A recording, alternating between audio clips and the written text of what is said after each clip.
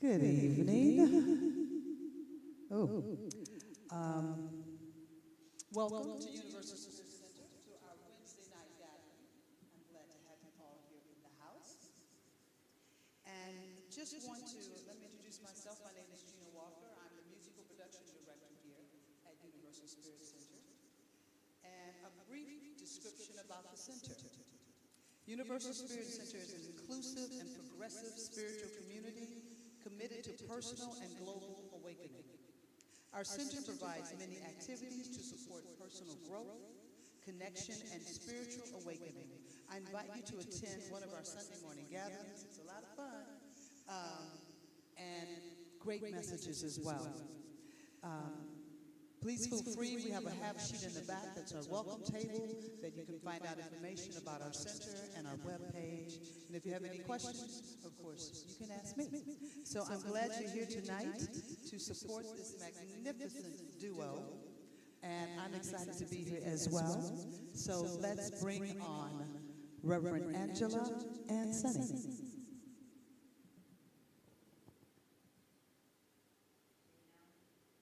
Thanks for being here, everyone. Perfect right people gathered at the perfect time. Hi to anyone who's live streaming. Well, a couple of you have heard my stories for a while now, but I wanted to start by sharing a story about a pickpocket who loved to hang around the Diamond District and catch people as they came out with their diamonds. And one day he saw this man, very well-dressed man, who bought this beautiful, really expensive, big, sparkly, gorgeous diamond. And so he watched him come out of the store, and the pickpocket followed him. He followed him for 2 or 3 days. He followed him on trains and on buses and up and down streets, and he could not find the diamond. And at the end of 3 days, he said to the man, "Hey, you know, I'm a world-renowned pickpocket. I'm really good at what I do. I have been following you around for 3 days, and I can't find that diamond anywhere. You've got to tell me. You've got to tell me. What did you do with it?"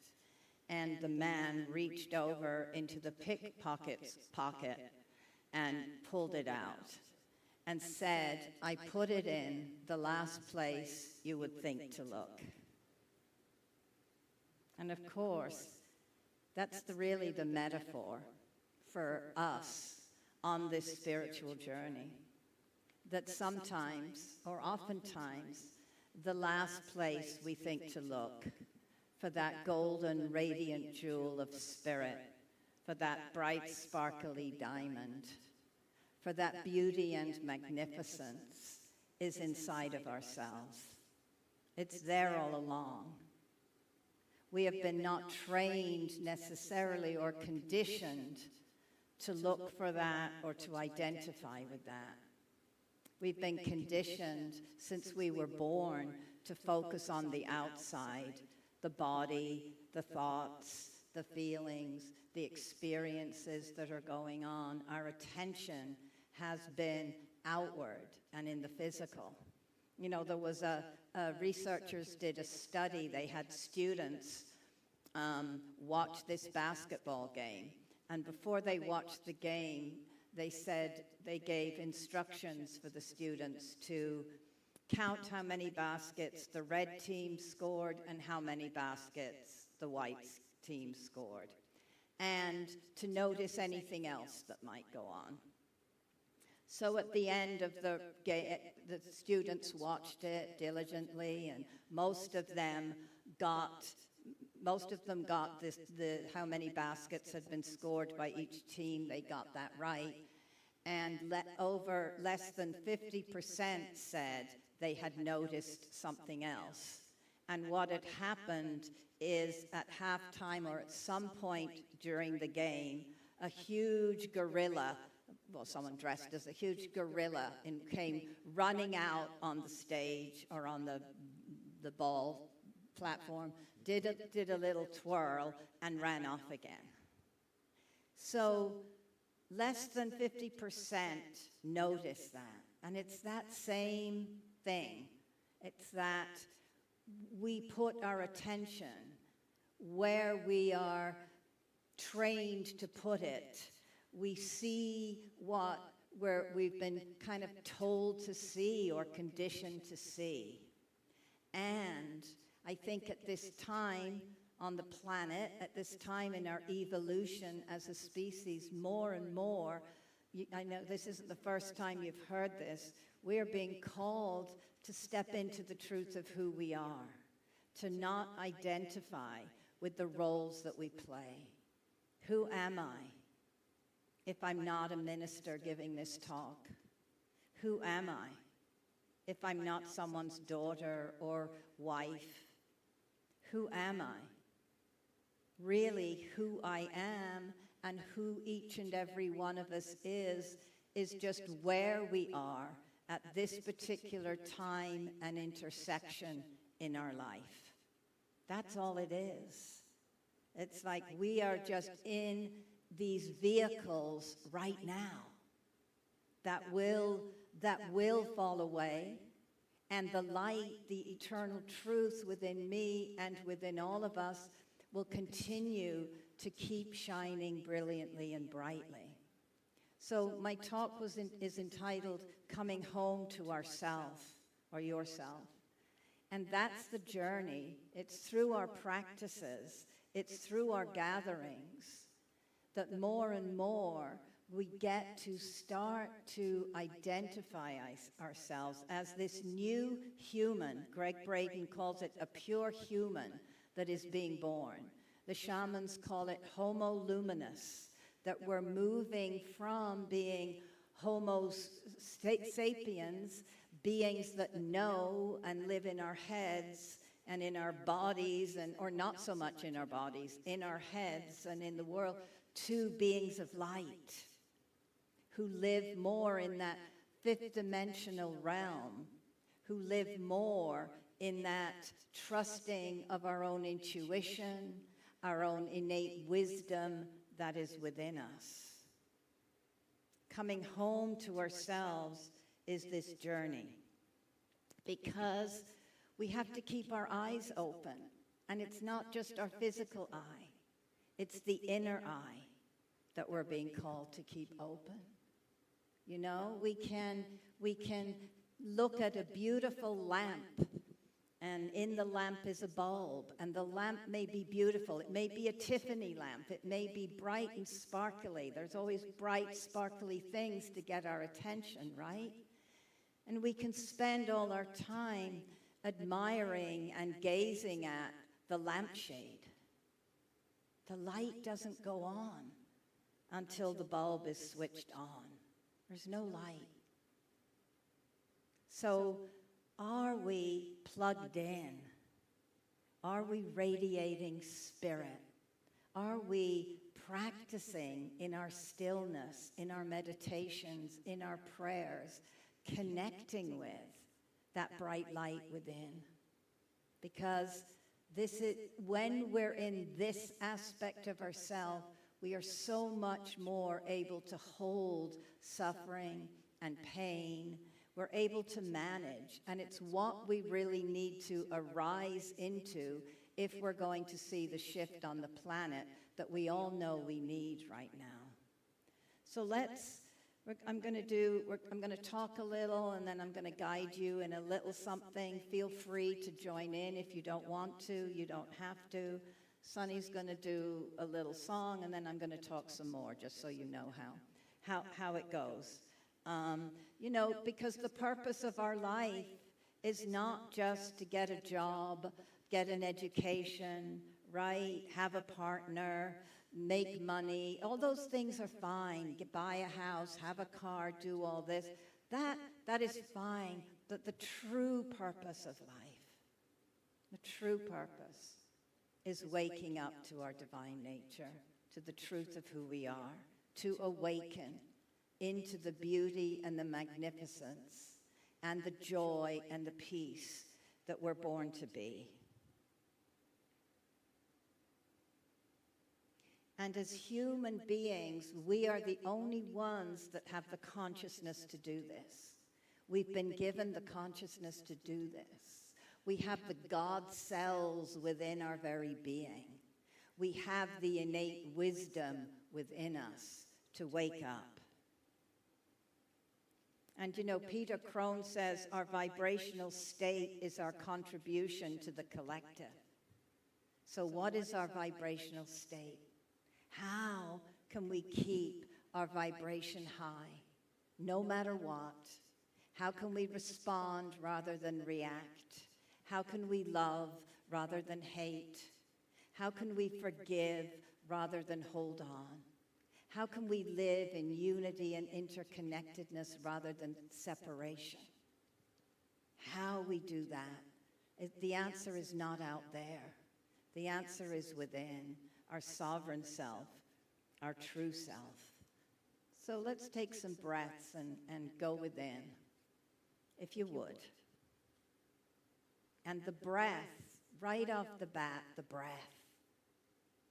the conduit between the human and the divine. Soon as we take some breaths, we're creating more spaciousness within our being. As soon as we close our eyes and breathe, we're starting to direct our attention, our intention, inward, inward.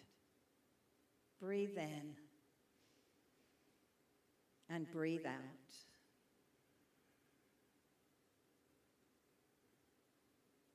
And if this diamond, this radiant jewel of spirit,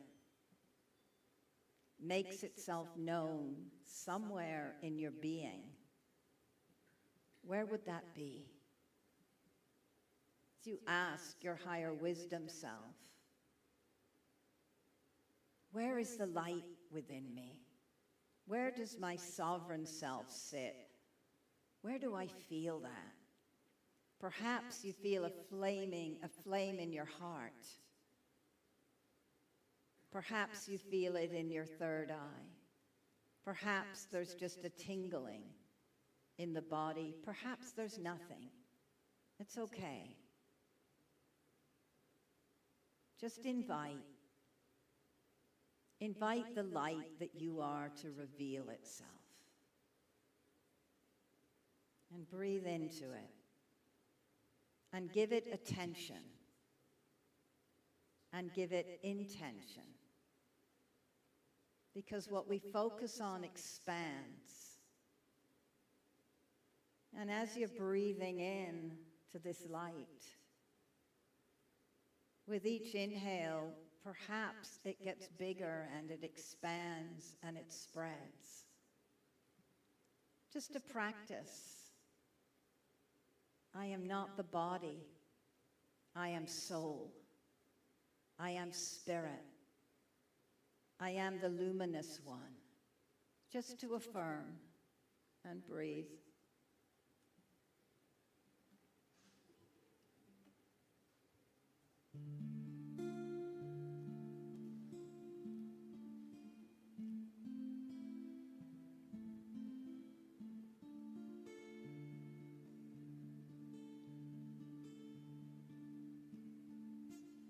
In the stillness of this moment, I listen to your call, my Lord. Your touch upon my shoulder, your presence in my soul, my Lord. But when I turn to greet you, no other do I see, my Lord. For all my endless searching, I am the one I see. In the stillness of the evening,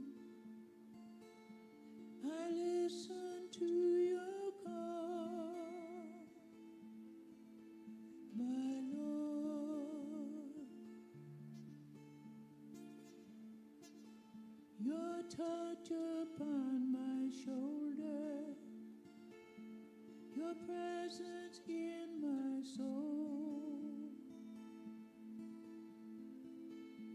But when I turn to greet you, no other do I see, my Lord. For all this endless searching, it is myself I see.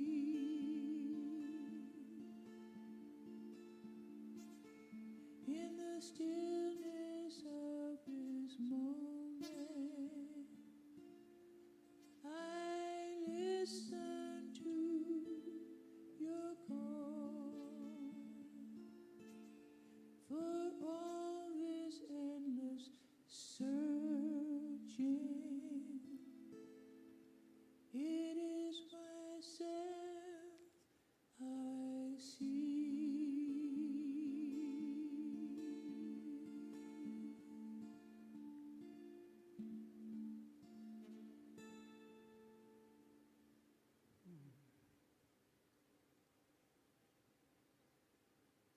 It is myself I see. After all my endless searching, here all along. So taking some breaths, and you can keep your eyes closed if you'd like. You can do whatever you want, actually. We're going to continue. It's not, these are wonderful, fine and dandy words, right? But it's not always easy to move through the world remembering there is nothing but spirit. There is nothing but love. There is nothing but God. There's so much that might appear to the contrary, right? So how do we do it? I think that we have to be able to hold the paradox, that the divine self can hold more than one idea at the same time. I think it gives us a wonderful spiritual opportunity to live in a yes and experience, or both and. It's not either or, it's both and. It's the agony and the acceptance. It's the grief and the joy. It's the pain and the freedom. And it's holding that we are human and divine, and that one doesn't negate the other. We're not either or. It's yes, I am a divine expression of spirit. Yes, I am a radiant one, and I am this human being with my faults, with my beliefs, with my sometimes unskilled behavior, with my sometimes very skilled behavior. We embrace both the human beings that we are and the divine beings that we are. We have to be able to hold that in a yes and.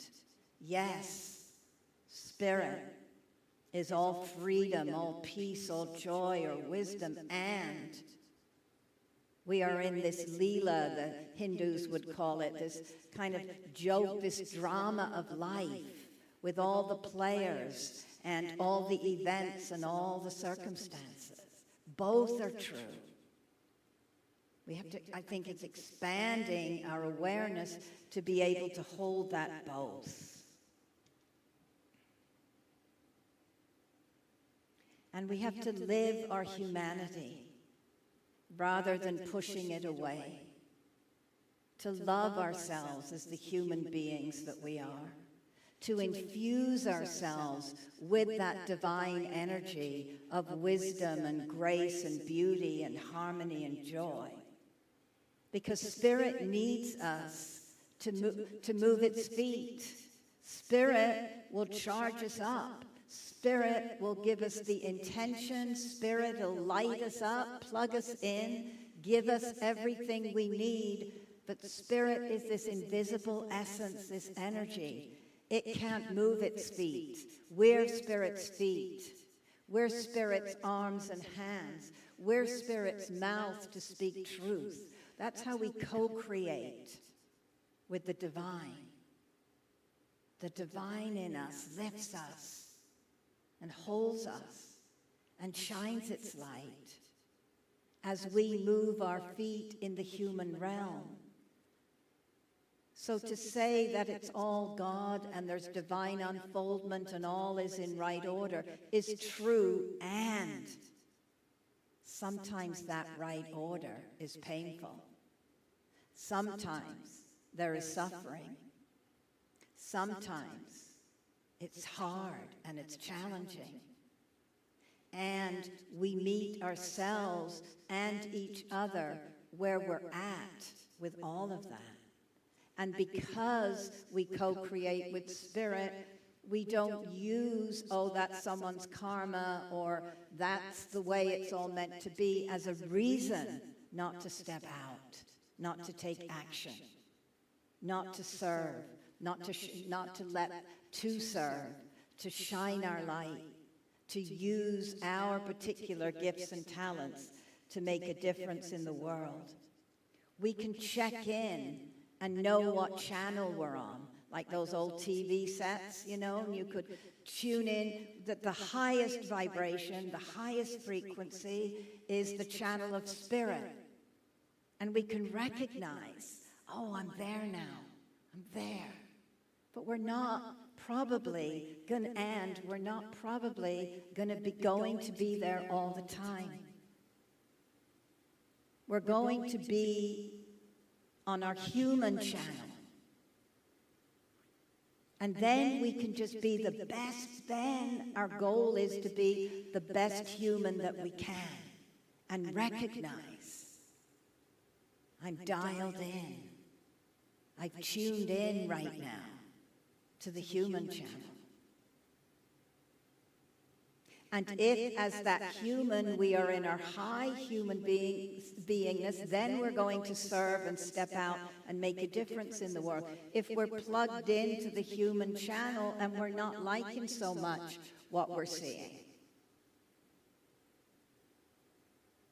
if it feels like we're spewing out anger or fear or doubt or impatience or intolerance or non-forgiveness, we can meet ourselves there. Ah, I'm in my human self. And I want to vibrate at a higher level because my vibrational state makes a difference in the world. My vibrational state is my contribution to the collective. What am I contributing? And all without judgment. All without needing to make ourselves wrong. Just an awareness. We can't change what we're not aware of. So we're aware. What channel am I in? What gifts do I have to share? This is from Sattvi Baraswati. She says,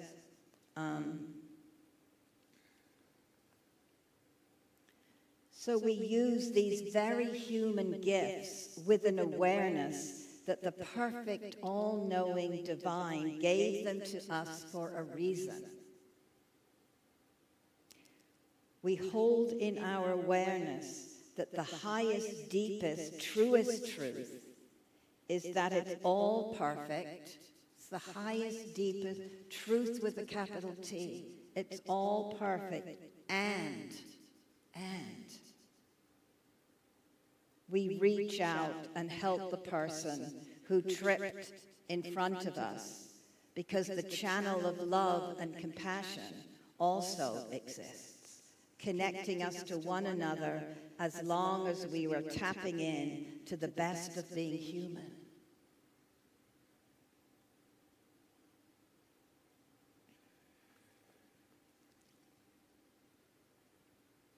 What are the gifts and talents we're called to share?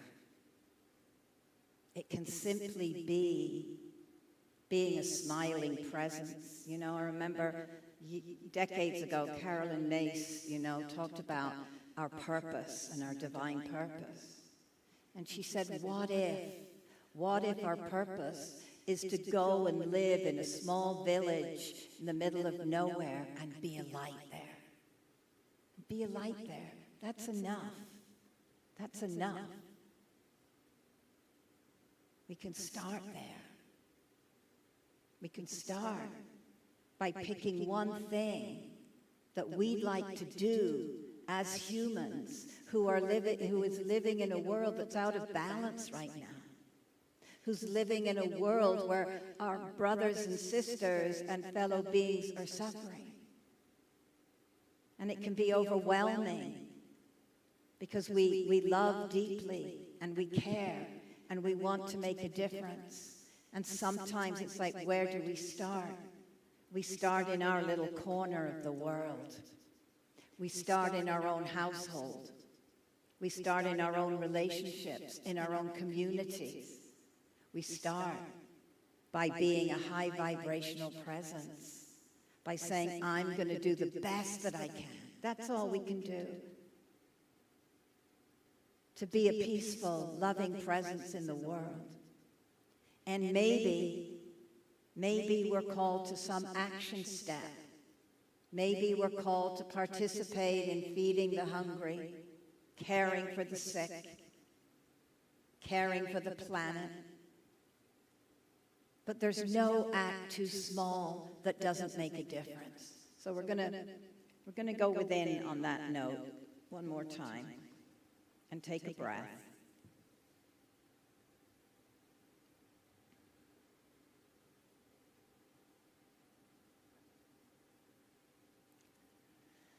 And breathe into that sovereign place within you, so you're kind of grounded in that.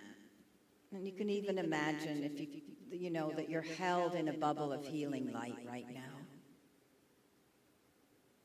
And the invitation is to bring to mind some harm that's happening in the world or in your own life, your own personal life,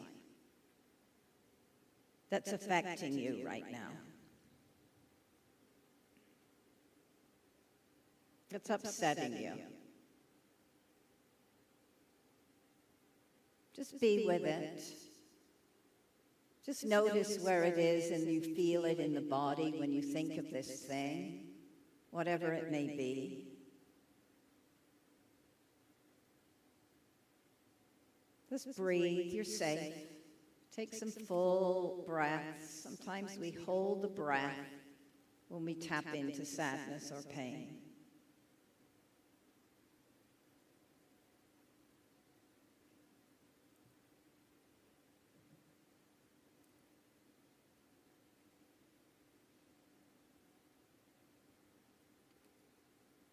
Imagine that there's a large window before you. You're in your sovereign space. You're in a safe place within. There's a bubble of healing light around you, so it's okay.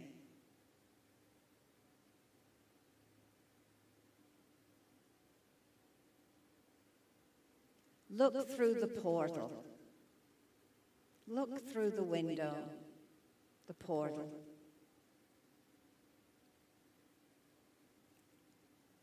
And notice that it is the world where the harm that ails you is no more. Instead, see something new, harmony and beauty and love. Just see it. It's transformed from rubble to a playground. And imagine the glass on the window or the door melts away, it falls away, and you can step through the portal. What do you see? What do you hear? What do you sense and feel in your body? Notice what joy and possibility feel like in your body. This is the new world. You're consciously creating it right now. And be in that.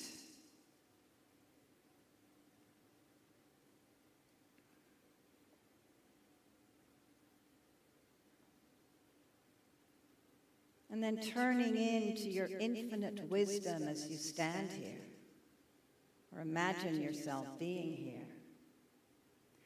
Ask that wisdom.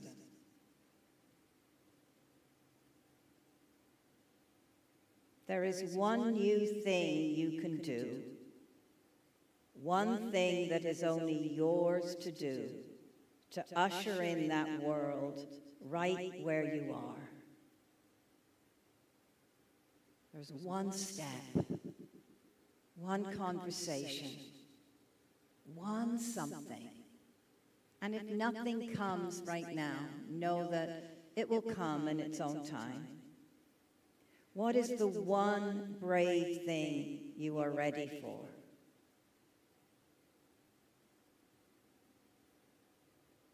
Who can help you?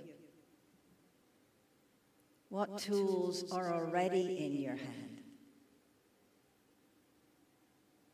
You have what you need. We have what we need to activate that power within us that can help create a world that works for everyone.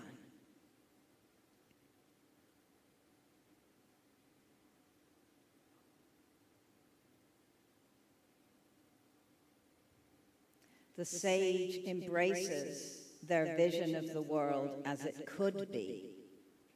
The warrior steps towards that vision. Valerie Kaur, from the Sikh tradition, calls it a sage warrior. The sage within us, all loving, all wise, gently guides us into action. The warrior then steps into that vision with the consciousness of beauty, of love, of peace. To be in that together. To know that how we create change is as important as the change we make.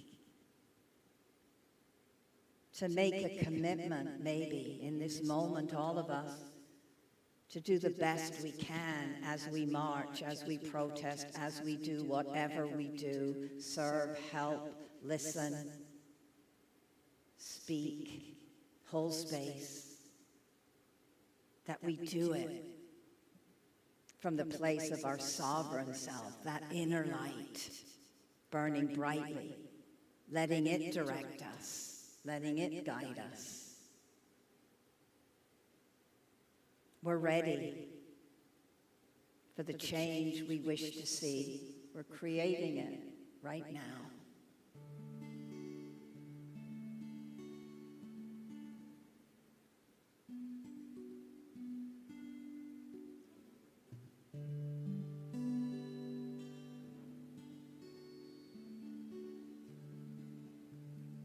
People get ready. There's a train a-coming. Don't need no baggage. You just get on board. All you need is faith to hear the diesel humming. Don't need no ticket. You just get on board. Ooh.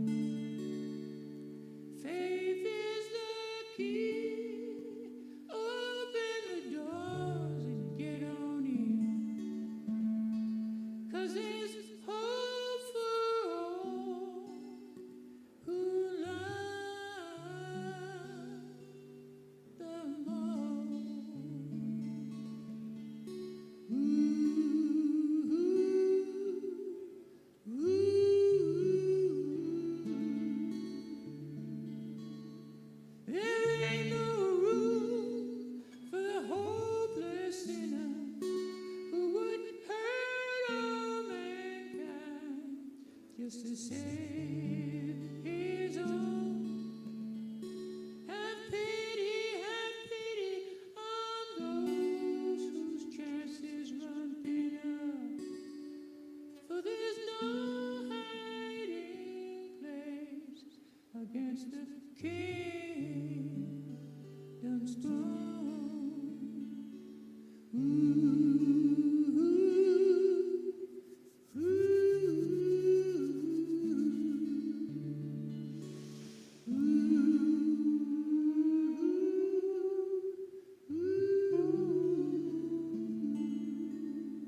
People get ready.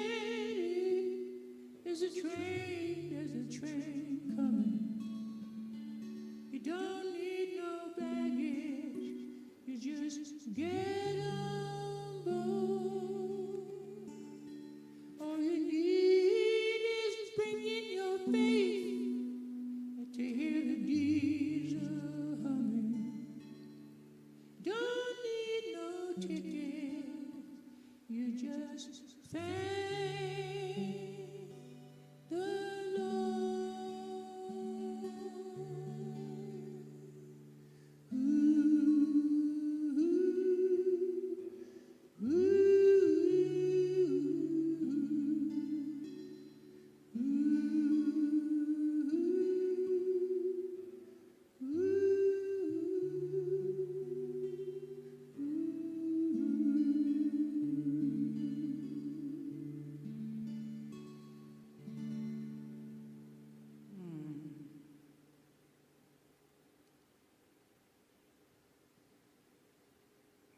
People get ready. There's a train a-coming. Joanne Macy, who actually just made her transition last month, was a wonderful activist in the 60s and 70s and Buddhist teacher and author. And she had this term called the Great Turning. The Great Turning. And it was a turning from, you know, the shift from the industrial, growth society towards a life-sustaining society.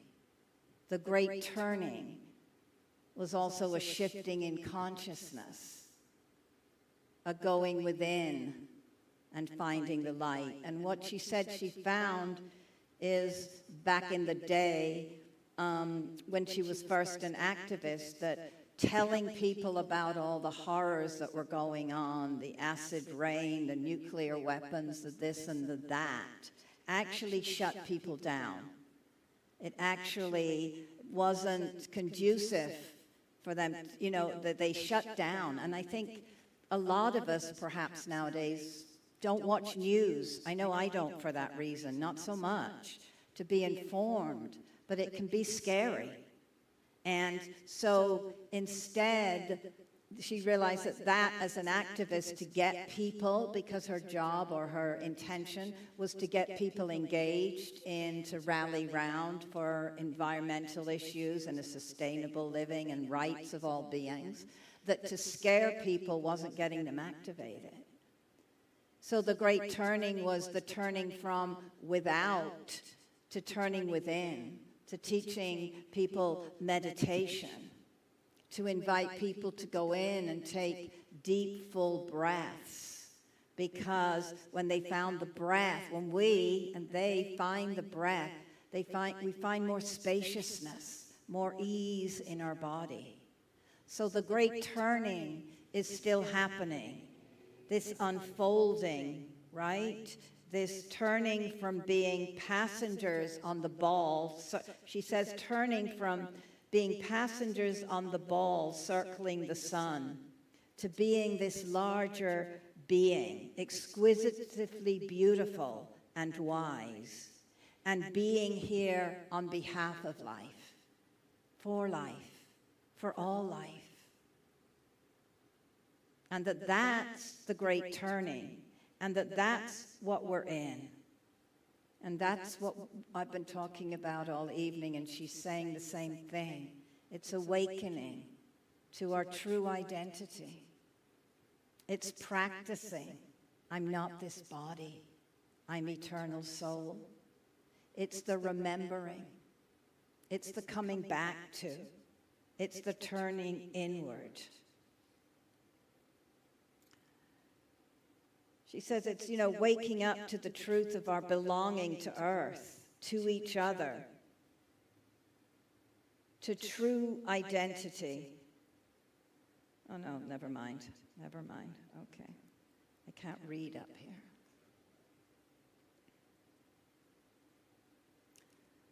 She speaks to the birth that is happening now.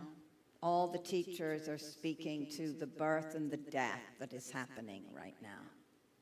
The birth is the new world that we're creating, even right now as I'm speaking these words. The death is the falling away of identification or over-identifying or only identifying with the physical and the thoughts. It's the birth of a unity consciousness. It's the death of separation. It's the birthing of interconnectedness, knowing we are all part, woven into this tapestry of life, that no one is outside that. We're being born. We're going through that portal now. It's the dying away of separation and segregation and class structure and racism, all of that. We can feel it. So we're kind of being like we're being twirled around in the washing machine or the dryer. You may feel like that because both are happening. And we are the universe. We are the earth. We are it. It's not separate from us. Thich Nhat Hanh invites us to, he says, we have to hear the cries of Mother Earth. That we are it. That we are the unhoused person on the street. We are the person that has lost a child. We are.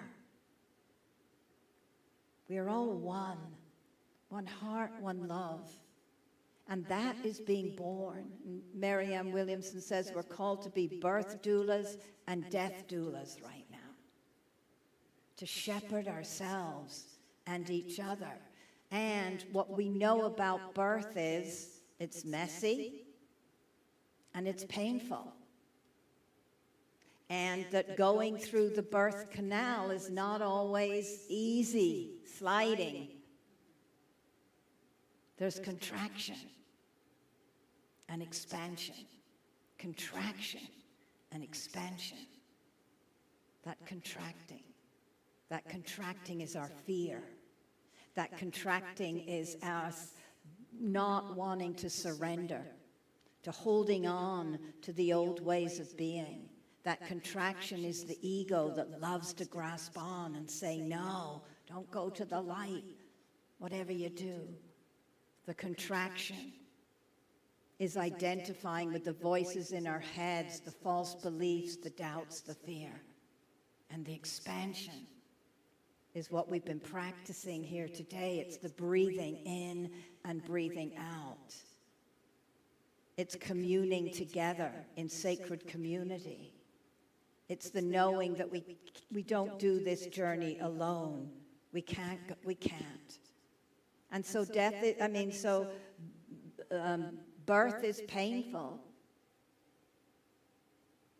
And we have to go through this. We have to, the only way we're going to get through the other side, the only way we get through anything is by going right through it.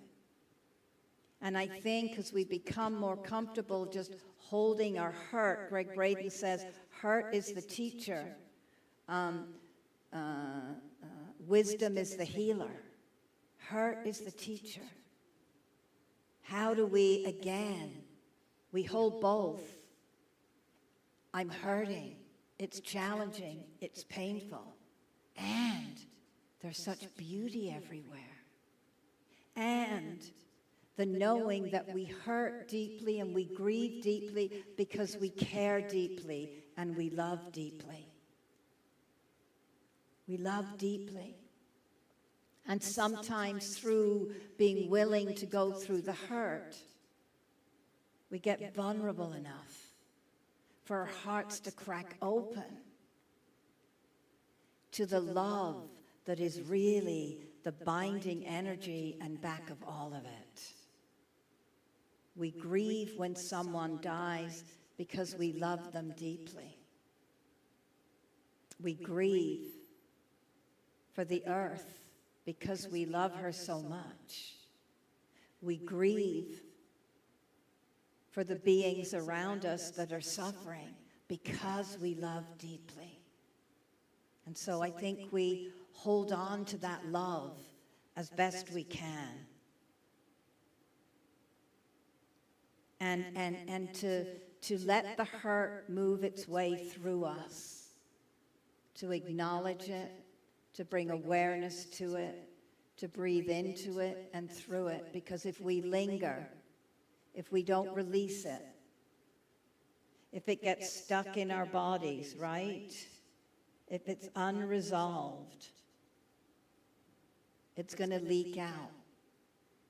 And we're not going to be able to be the radiant jewel, that beautiful diamond of light that we're born to be.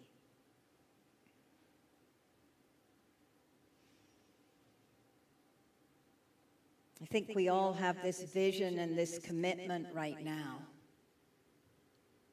to life, to our planet, to our universe, to our society, that we don't want it to end like this. This isn't it.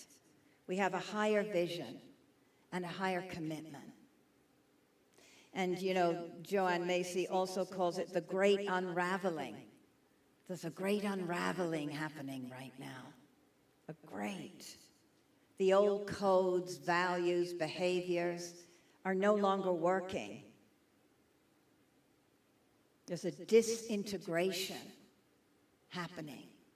Disintegration. Which happens in every part of evolution. There has to be a disintegration. And it can be positive disintegration. Because what we know is that the universe abhors a vacuum. So the moment something disintegrates and falls away, there's a space that is opened and being created for something new and magnificent to come in its place. So the old paradigms, the old ways are dying. Again, we grieve perhaps. There's change afoot. It's happening. And this is a beautiful opportunity. She says, Joanne, let us identify with and become our ecological self, refueled by each other, refueled by indigenous cultures who know all this, always have, and live in this wisdom of oneness that is. And you know, it's what the Buddhists call the bodhisattva, which is the motivation to be with and serve all people. That's what a bodhisattva's purpose is. The flame, I think translated it is flame in the heart, the flame in the heart, the motivation to be with, to love all, to serve all. And I think, lastly, I'm going to end on this, we have to join hands. The rugged time of individualism, or the time of the rugged individual, is done. We can't do all this alone. We come together to grieve what's falling away and to celebrate what's being born. We come together in song, in dance, in shared expressions. We share together. We grieve together. We speak our anguish and heartache together. We don't stay there. We let that out, and then we celebrate. And we rejoice because we know something else is being born. I'm going to have Sunny end us up on something that's going to lift us up a little bit. I want to thank you all for coming. Yes. Just couldn't work without you folks being here. So, amen. Thank you. When dark clouds fill the sky, hiding sunlight from your eyes, say God's name, see God's form, and hold on. Hold on. Hold on. Say God's name, see God's form, and hold on. When things start getting rough and you feel you had enough, say God's name, See God's form, and hold on. hold on. Hold on. Say God's name, see God's form, and hold on. Keep a smile and say I can Love and serve across this land. Say God's name, see God's form, and hold on. hold on. Hold on. Say God's name, see God's form, and hold on.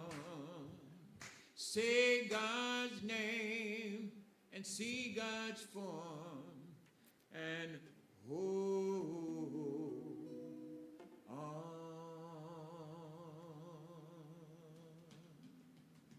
Yeah, so cool. Yay. Let me just close with a, can I do a prayer, Gina? Okay. Yay. Excellent. I'm sorry? Oh, a conscious giving. Okay, so let's breathe in. And first of all, give thanks for this conscious giving, for the generosity of each soul, for knowing that it feeds this beautiful, vibrant community, Universal Spirit Center, that is a light here on Friars Road and throughout San Diego.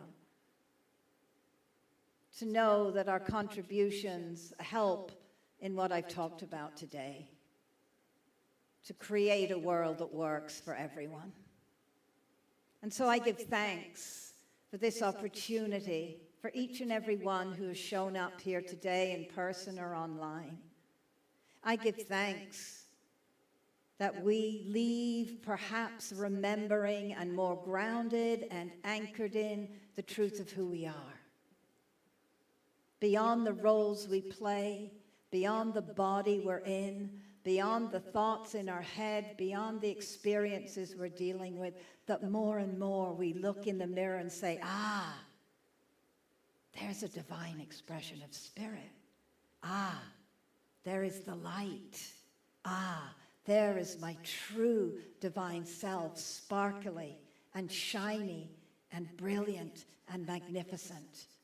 And we stand together, hand to hand, heart to heart, one heart, one love, one power, one presence, holding each other up along the way, celebrating together, grieving together, speaking truth together, marching together, serving together, recognizing there is only one of us. In your eyes, it's me I see. That all is a reflection of the one. Thank you, Spirit. And I give thanks for Gino's grand vision and idea for these Wednesday night gatherings, for her listening to the call, for her human self that moves her feet and makes it happen Wednesday after Wednesday. And I give thanks for knowing that tonight has been perfect with a capital P. I'm so grateful to each and every one and for the love in our hearts. So let's go forth sparkly and shiny And so it is. Amen. Thanks, everybody.